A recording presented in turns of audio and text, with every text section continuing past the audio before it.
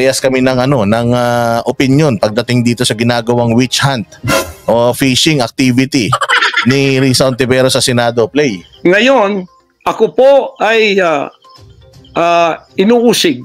Ako po ay ginigipit.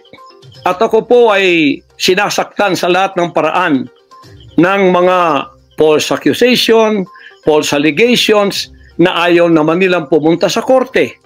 At pagkatapos, ayaw din nilang ipaharap itong mga false accusers na pinaggagawa nila to destroy my reputation para idamay sila Duterte family doon sa kapupuntahan ng mga investigasyong walang kakwenta-kwenta. Hinamon ko na kayo, punta kayo sa korte.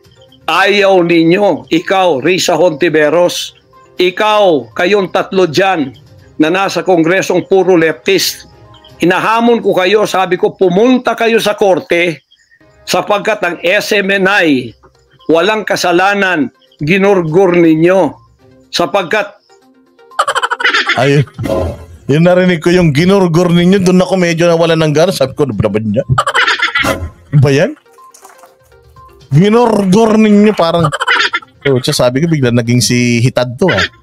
Ayun na, doon na ako nagsimulang medyo sabi ko, teka, sounds sounds fishy. So nung narinig ko na yung ginurgur, patay na. Well, it's a Visayan language. Ang ibig daw sabihin ay deduin. Okay. Idinadawit ninyo kami sa politika.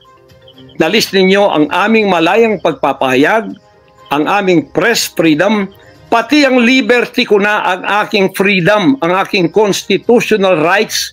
Wala na po. Palagi kaming nagtatago. Bakit? Pastor, ba't ka kasi nagtatago? Huwag ka kasi naniniwala sa chismis. Mamaya praning ka, nagtatago ka, wala ka naman tinataguan. Wala pa namang warrant of arrest sa'yo dito sa Pilipinas. Ba't ka nagtatago? Itong yung subpoena, kaya nagkaroon ka ng subpoena, hindi ka umatindi.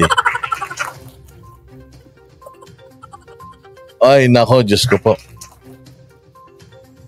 Expression yan sa Davao, ginamit lang ni Marlica. Yung gurgur, sige.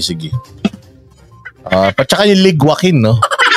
At saka yung may patong sa ulo, no? Na $2 million, pwede pang tumaas, ganun. At saka yung sinusurveillance, no? Ng CIA at saka FBI.